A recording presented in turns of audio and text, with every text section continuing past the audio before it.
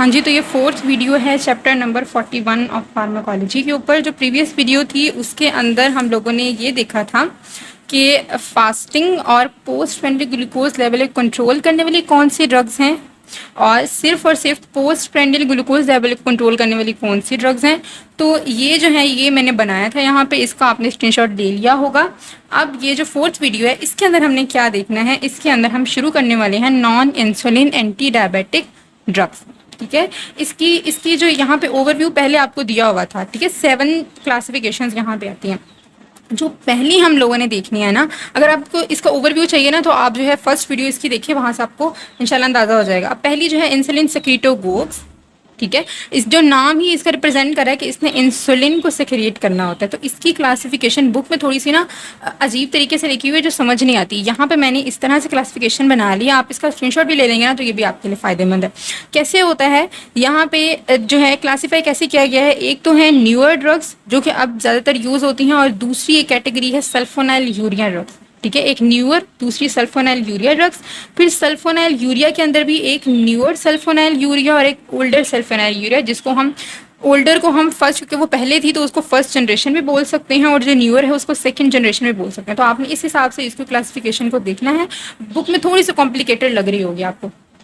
पहले जो है हम न्यूअर ड्रग्स की तरफ आ जाते हैं। जो न्यूअर ड्रग्स होगी, जो न्यू होती है वो ज़्यादा एफिशिएंट होती है, उसकी पोटेंसी जो है वो ज़्यादा होती है, उसका एक्शन जो होता है वो रैपिड होता है। तो वे सारी क्वालिटीज़ जो हैं वो इस न्यूअर ड्रग्स के अंदर आ जाती हैं। इसको हम शॉर्ट एक्टिंग या रैपिड एक्टिंग भी बोलते हैं। इसकी एग्जाम्पल्स में हमारे पास क्या आ जाते हैं, ग्लीनाइड्स आ जाते हैं, रिपेग्लिनाइड और नेटेग्लिनाइड। ठीक है, रिपेग्लिनाइड एंड नेटेग्लिनाइड आर न्यूअर इंसुलिन सेक्रेटोगोग्स। ठीक है, उसके बाद आ जाते हैं सल्फोनाइल यूरिया। उसके अंदर जो फर्स्ट जनरेशन है, ये जिसको हम ओल्डर सल्फोनाइल यूरिया बोलते हैं, वो जाहिर है जो चीज़ जितनी पुरानी होगी उसका एक्शन जो है वो उतना लॉन्ग होगा। तो ये लॉन्ग एक्टिंग है, जो न्यूअर वाली हैं वो शॉर्ट है, और जो न्यूअर सल्फोनाइल यूरिया ड्रग्स हैं वो दरमियान में आ जाती हैं, उसको हम बोलते हैं इंटरमीडिएट एक्टिंग। ठीक है, अब जो ओल्डर वाली है ना जिसको हम लॉन्ग एक्टिंग बोलते हैं वो अमाइड फैमिली से बिलोंग करती हैं। अमाइड, एक है क्लोरप्रोपामाइड, दूसरी है टोल ब्यूटामाइड। क्लोरप्रोपामाइड एंड टोल ब्यूटामाइड, इसकी पोटेंसी और जो मतलब पोटेंसी सबसे ज़्यादा कम है और टॉक्सिसिटी ज़्यादा है। ये इसके बिल्कुल ऑपोजिट है न्यूअर के। ठीक है, उसके बाद जो इसकी सेकंड जनरेशन है या न्यूअर सल्फोनाइल यूरिया ड्रग है, वो जो कि जिसको हम इंटरमीडिएट एक्टिंग में बोलते हैं, उसकी एग्जाम्पल में क्या आ जाती है, ग्लिपिजाइड, ग्लाइब्यूराइड, ग्लिमीपाराइड। इसके निमोनिक जो है ना बस ऐसे ही याद करने के लिए कि माई ब्राइड माई प्राइड, तो इसमें ग्लिमीपाराइड, ग्लैब्यूराइड, ग्लिपिजाइड। तो आपने बस ये 3 नाम लिखने हैं, 3-4 बार बोलेंगे आपको वैसे ही याद हो जाना है, ग्लैब्यूराइड, ग्लिमीपाराइड, ग्लिपिजाइड। अच्छा, ये किसकी क्लासिफिकेशन होगी, इंसुलिन सेक्रेटोगोग्स की। यहाँ से क्लासिफिकेशन आपने देख ली है। इसकी पोटेंसी इसके कंपैरिजन में ज़्यादा होती है, मतलब न्यूअर के कंपैरिजन में, लेकिन ओल्डर या फर्स्ट जनरेशन सल्फोनाइल यूरिया के मुकाबले में इसकी जो है वो ज़्यादा होती है, उसके मुकाबले में कम, इसके मुकाबले में ज़्यादा। अच्छा, अब यहाँ पे हम थोड़ी सी डिटेल जो है इसकी दिखाई हुई है, हम उसको देख लेते हैं, मैकेनिज्म ऑफ एक्शन देख लेते हैं, टॉक्सिसिटी देख लेते हैं। अच्छा, अब इंसुलिन सेक्रेटोगोग्स ने एक्चुअली, अब ये तो हमें पता है कि इसने इंसुलिन को सेक्रेट कराना है, बट हाउ, वो किस तरह से सेक्रेट करवा रही है, वो मैकेनिज्म ऑफ एक्शन यहाँ पे आपको नज़र आ रहा होगा। कैसे होता है, ये जो एक सेल बनाया हुआ है ना, ये पेंक्रियाटिक बीटा सेल दिखा हुआ है, क्योंकि यहाँ से इंसुलिन रिलीज होना है। यहाँ पे क्या होता है, पोटेशियम चैनल्स लगे होते हैं। ठीक है, अब ये जो सेक्रेटोगोग्स होते हैं या जिसकी एक कैटेगरी सल्फोनाइल यूरिया ड्रग आ जाती है, वो क्या कर देती है, इस पोटेशियम चैनल को ब्लॉक कर देती है। जब पोटेशियम चैनल ब्लॉक हो जाएगा तो पोटेशियम बाहर की तरफ लीक आउट नहीं कर सकेगा, अंदर की तरफ रहेगा, डीपोलराइजेशन हो जाएगी, जिसकी वजह से क्या होता है, डीपोलराइजेशन होगी, अंदर कैल्शियम जो चैनल होगा वो ओपन हो जाएगा, जिसकी वजह से कैल्शियम वेजिकल्स ऑफ इंसुलिन के साथ अटैच होंगे and will drag it toward the cell membrane की तरफ लेके जाएंगे, और उसकी क्या हो जाएगी, अल्टीमेटली एक्सोसाइटोसिस हो जाएगी। तो इस तरीके से इंसुलिन जो है will be release from the beta cells of pancreas. ये मैकेनिज्म ऑफ एक्शन है। मैकेनिज्म ऑफ एक्शन आपने देख लिया। अब उसके बाद आपको जो मैंने ये चीज़ यहाँ पे दिखाई थी, आप इसमें यहाँ पे क्लियरली देख सकते हैं कि सल्फोनाइल यूरिया ड्रग्स किसके अंदर आ रही हैं, फास्टिंग और पोस्ट प्रेंडिल ग्लूकोज लेवल दोनों कंट्रोल करती हैं। तो आपने ये बात यहाँ पे याद रखनी है कि it control both fasting and post prandial glucose level, ये चीज़ होगी। दूसरे नंबर पे ये इंपॉर्टेंट बात है, आपको देखें जो डायबिटीज़ टाइप 1 होती है वहाँ पे क्या होता है, बीटा सेल्स वैसे ही डैमेज हुए होते हैं। क्या वहाँ पे ये हम यूज़ कर सकते हैं सेक्रेटोगोग्स? वहाँ पे तो कोई फायदा नहीं होगा। जब बीटा सेल्स हैं ही डैमेज तो इन चाहे कुछ भी हो जाए, इंसुलिन नहीं बन रही, नहीं रिलीज होगी। तो टाइप 1 के लिए ड्रग बिल्कुल भी इफेक्टिव नहीं है। हाँ, टाइप 2 के लिए ये काम आती है। सही है। उसकी क्लासिफिकेशन जो है वो ऑलरेडी वहाँ बता चुकी हूँ, वो यहाँ पे लिखी हुई है। हम जो है वो अब जो है करने वाली बात है वो क्या है, टॉक्सिसिटी ऑफ सेक्रेटोगोग्स। अब इसकी एक जो इम्पोर्टेंट इसकी टॉक्सिसिटी है वो है हाइपोग्लाइसीमिया काज करा देती है, और वो भी वो वाली ड्रग जो कि लॉन्ग एक्टिंग है या ज़्यादा ड्यूरेशन ऑफ एक्शन के लिए। तो यहाँ पे दो चीज़ें आ जाती हैं। एक तो जो इंटरमीडिएट एक्टिंग आ रही थी, मतलब जिसको हम बोलते हैं, यानी कि यहाँ पे सल्फोनाइल यूरिया ड्रग्स ही मोस्टली आएंगी। एक उसकी ओल्डर या फर्स्ट जनरेशन जिसके अंदर हमने अमाइड्स देखे थे, टोलब्यूटामाइड, क्लोरप्रोपामाइड, और एक जो है इसकी न्यूअर सल्फोनाइल यूरिया ड्रग जहाँ पे ग्लैब्यूराइड, लिपिजाइड और ग्लिमीपाराइड। ठीक है, ये 3 चीज़ें आ जाती हैं। तो ये क्या काज कराती हैं, हाइपोग्लाइसीमिया काज कराती हैं। फर्स्ट नंबर पे हाइपोग्लाइसीमिया। सेकंड नंबर पे क्या काज कराती हैं, एलर्जिक रिएक्शन है। वही जो हमने देखे थे इंसुलिन की टॉक्सिसिटी के अंदर कि उसने क्या एलर्जिक रिएक्शन, इम्यूनोलॉजिकल जो है ना वो करा देती है, रिएक्शन की वजह से वो हो जाता है। और थर्ड नंबर पे जो है ना वो वेट गेन होता है। अब वेट गेन जो है वो एक थोड़ी सी कॉम्प्लिकेटेड चीज़ है कि भाई ये कैसे हो जाता है वेट गेन। वेट गेन कोई भी जो होती है ना एंटी डायबिटिक ड्रग्स, वो मोस्टली वेट गेन करा देती है। कैसे करा देती है, जो भी ड्रग्स होंगी ना जो कि इंसुलिन के रिलीज को बढ़ा रही हैं, जो भी ड्रग्स होंगी जो कि इंसुलिन के तौर पे काम कर रही हैं या इंसुलिन की रिलीज को बढ़ा रही हैं, वो किसके तौर पर काम आएंगी, मतलब काम करेंगी वेट गेन के तौर पर। क्यों? क्योंकि जब इंसुलिन का लेवल इंक्रीज होगा, इंसुलिन जैसी एक्टिविटी इंक्रीज होगी तो वहाँ पे glucose consumption by the cell increase हो जाएगा। मतलब uptake of glucose by the cell increase हो जाएगा। जब uptake of glucose by the cell increase होगा तो क्या होगा, ऑटोमेटिकली वो फैट्स के अंदर कन्वर्ट भी, मतलब एक्सेस अमाउंट में जब हो जाएगा तो ऑब्वियसली वो फैट के अंदर कन्वर्ट होना शुरू हो ही जाएगा। क्योंकि हम ये टॉक्सिसिटी पढ़ रहे हैं, इसका मतलब है कि जब बहुत ज़्यादा टाइम के लिए यूज़ करेंगे तब होगा। तो ये वेट गेन कॉज करवा सकता है। इस वजह से इसको टाइप 2 डायबिटीज़ के अंदर इतना ज़्यादा पसंद नहीं किया जाता, क्योंकि टाइप 2 डायबिटीज़ में पहले इंसुलिन रेजिस्टेंस ओबेसिटी की वजह से हुई होती है। जब इसको फिर मतलब और अगर इससे ओबेसिटी हो जाए तो ये नुकसान होता है। तो इस वजह से ये जो है ना इसको थोड़ा सा मना किया जाता है। ठीक है, तो ये यही बात। अब अच्छा, यहाँ पे इंसुलिन सेक्रेटोगोग्स हमारा खत्म हो गया, और इंशाल्लाह आपको जो है ना वो समझ आया होगा, मुझे पूरा यकीन है। बाकी अगर कोई बात नहीं समझ आती तो आप लोग जो है ना वो पूछ सकते हैं। अच्छा, टेबल के अंदर भी हम इनको देख लेते हैं। यहाँ पे क्या था, जो ये क्लोरोप्रोपामाइड वाला तो मैं पहले ही बता चुकी थी, इसका लॉन्गेस्ट ड्यूरेशन ऑफ एक्शन है 60 मिनट्स है। इसके अलावा टोल ब्यूटामाइड, ये दोनों हमारी जो थी ना वो first generation of sulfonyl urea drug थी। इसके बाद ग्लिमीपाराइड, ग्लैब्यूराइड और ग्लिपिजाइड, ये जो है वो हमारी न्यूअर सल्फोनाइल यूरिया ड्रग्स थी। इनका ड्यूरेशन ऑफ एक्शन आप देख सकते हैं यहाँ पे क्या है, 12 to 24, एवरेज आप 10 to 24 जो है ना आप इतना सा याद कर लो, क्योंकि हर एक का याद करना इतना आसान काम नहीं है।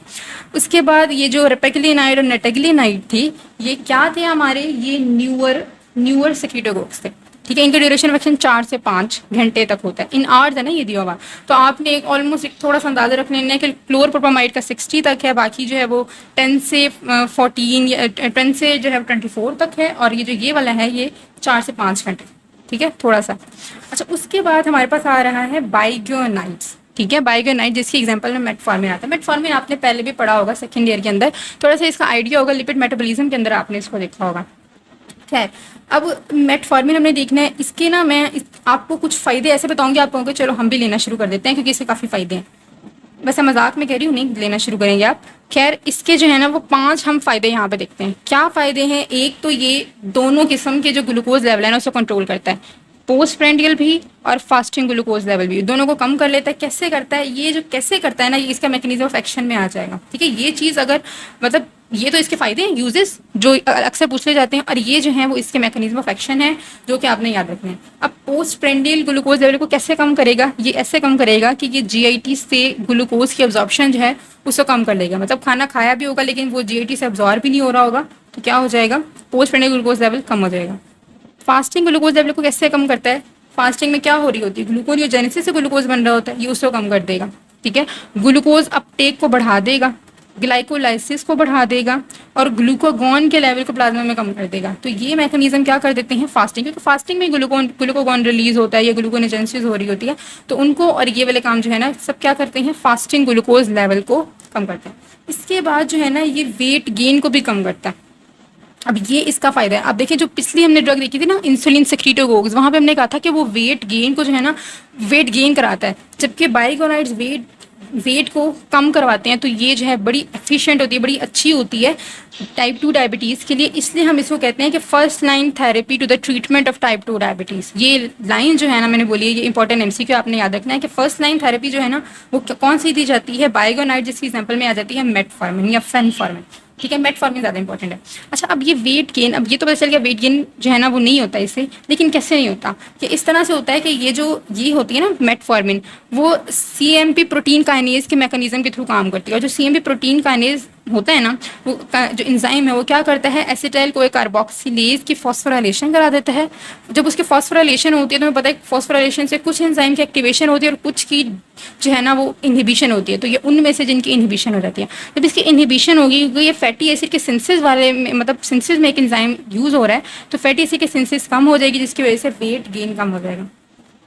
इसके अलावा भी इसका एक जो कि हम पहले मैकेनिज्म पढ़े थे ना, मैंने बोला था कि जो भी ड्रग होगी एंटी डायबिटिक ड्रग जो कि इंसुलिन के तौर पर काम कर रही होगी या इंसुलिन की सेक्रीशन को कम करा रही होगी, इंसुलिन की सेक्रीशन को बढ़ा रही होगी, इंसुलिन की सेक्रीशन को बढ़ा रही होगी, जैसे कि सेक्रीटोगोग्स थे, वो क्या करते हैं इंसुलिन की अपटेक को बढ़ा देंगे, जिसकी वजह से क्या हो जाएगा, मतलब उसका इफेक्ट कौन सा हो जाएगा, मतलब वेट गेन हो जाएगा। लेकिन ये जो होती है ना ये इस तरह से काम नहीं करी। क्या इन्होंने इंसुलिन के लेवल इंक्रीज कराया? बिल्कुल भी नहीं कराया। तो जब इंसुलिन के लेवल को इंक्रीज नहीं कराया ना तो उसकी वजह से भी वेट गेन इनका नॉर्मल रहेगा, और क्योंकि ये इसको इनहिबिट कर रही है तो मजीद जो है ना वो कम होना शुरू हो जाएगा। ठीक है, बात समझ आ गई होगी कि मतलब एक तो वेट गेन जो है जो बढ़ रहा था उसको इनहिबिट कर दिया, किसकी वजह से कि इंसुलिन के तौर पर काम नहीं करा, और दूसरे नंबर पे एस्ट्रेल कोई कार्बोक्सिलेज की फॉस्फोराइलेशन करा के उसको जो है वो इनहिबिट करा दिया गया है। उसकी वजह से क्या हो जाएगा, जो वेट गेन बढ़ना था वो बढ़ नहीं रहा होगा। अच्छा, उसके बाद इसमें क्या है, हाइपोग्लाइसीमिया भी नहीं हो सकता इसके अंदर। ठीक है, क्योंकि ये यूग्लाइसीमिक ड्रग है, ये हाइपोग्लाइसीमिया मतलब दोनों के लेवल को कंट्रोल कर रही है, तो इसमें हाइपोग्लाइसीमिया भी इसके टॉक्सिसिटी में आप नहीं देखेंगे। जबकि जो पिछली वाली थी उसके अंदर हमने सेक्रीटोगोग्स में क्या देखा था कि इसमें एक क्या बात है कि इसमें हाइपोग्लाइसीमिया हो जाता है। तो पिछले वाली की जो दो खामियां थी ना वो इधर पूरी हो गई हैं। एक तो वेट गेन वो करा रही थी, यहाँ पे वेट गेन नहीं होगा, यहाँ पे हाइपोग्लाइसीमिया नहीं होगा। अच्छा, उसके बाद इंसुलिन स्पेयरिंग इफेक्ट भी है, जबकि वो इंसुलिन सेक्रीट करवा रही थी और ये इंसुलिन स्पेयरिंग इफेक्ट है क्योंकि ये भी वही वाले काम कर रही हैं। एंडोजीनस इंसुलिन की प्रोडक्शन को ये कम करा देती हैं क्योंकि इंसुलिन की सेंसिटिविटी है ये उसको बढ़ा रही हैं। सही हो गया। अच्छा, ये तो इसके हो गए थे, इसके मैकेनिज्म ऑफ एक्शन और इसके फंक्शंस। अब ये जो है इसी क्लिनिकल यूज़ की तरफ आ जाता है। क्लिनिकली एक तो टाइप 2 डायबिटीज़ के अंदर फर्स्ट लाइन थेरेपी के तौर पर इसको यूज़ किया जाता है। सेकंड नंबर पे ये PCOD है जिसको पॉलीसिस्टिक ओवरी डिजीज़ है, उसको भी फॉर सम रीज़न उसके अंदर यूज़ किया जाता है ताकि एन ओवुलेशन का ये ट्रीटमेंट के तौर पर यूज़ किया जाए, यानी कि एन ओवुलेशन का ट्रीटमेंट इनके ओवुलेशन करवाती है, इनके LH की सिक्रीशन को ये इंक्रीज़ कराती हूँ किसी तरीके से, तो वो इसका ये काम है। ठीक है, अब इसकी टॉक्सिसिटी आप यहाँ पे जो भी ड्रग्स देखेंगे ना, जो भी ड्रग GIT के साथ थोड़ा सा जो है वो इन्वॉल्व हो रही है, जैसे कि ये या कर रही थी GIT से अब्जॉर्प्शन को क्या करा रही थी, कम करा रही थी, तो GIT पे थोड़ा सा इफेक्ट हो रहा है ना इसका, तो ये फिर क्या करेगी इसकी टॉक्सिसिटी में GIT डायसेट्राइसिस GIT अबनॉर्मेलिटी। अब जो भी ड्रग देखेंगे ना जो GIT के साथ थोड़ा छेड़छाड़ कर रही है वो उसकी टॉक्सिसिटी में उसकी अबनॉर्मेलिटी आ जाएगी। ठीक है, तो यहाँ पे GIT डायस्ट्रेस जिसमें नेओजिया डायरिया वगैरह आ जाएगा। और दूसरे नंबर पे लैक्टिक एसिडोसिस, ये क्वेश्चन भी था सेकेंड ईयर के अंदर ना कि मेटफॉर्मिन इंड्यूस लैक्टिक एसिडोसिस वो कैसे होती है, उसका मैकेनिज्म हम यहाँ पे देख लेते हैं। पायरुवेट होता है, दो तरफ जा सकता है, या तो वो ऑक्सैलो एसीटेट बना के ग्लूकोज बना देगा जो कि ग्लूकोनियोजेनेसिस है, या तो वो पायरुवेट कन्वर्ट हो जाएगा, लैक्टेट डिहाइड्रोजनेज एंजाइम होता है ना जो कि इसे लैक्टेट के अंदर कन्वर्ट करा देता है, तो ये होगा, तो यहाँ पे लैक्टिक एसिड होगी। अब ये जो है ना मेटफॉर्मिन वो पायरुवेट कार्बोक्सिलेज को इनहिबिट करता है, तो इस तरफ तो पायरुवेट जाएगा नहीं, पायरुवेट किस तरफ जाएगा, लैक्टेट की तरफ, और लैक्टेट से क्या हो जाएगा लैक्टिक एसिड, और लैक्टिक एसिड क्या है लैक्टिक एसिडोसिस। लो यही नहीं चल रहा, चलो लैक्टिक एसिडोसिस हो जाएगी। आपको समझ तो आ गया ना कि इससे लैक्टिक एसिडोसिस हो जाएगी। अच्छा, ये वीडियो काफ़ी ज़्यादा लेंथी हो गई है, हम ना नेक्स्ट वीडियो से फिर स्टार्ट करेंगे, उसमें हम थायराइड और इंक्रेटिन मॉड्यूलेटर देखेंगे। तब तक के लिए अल्लाह हाफिज़।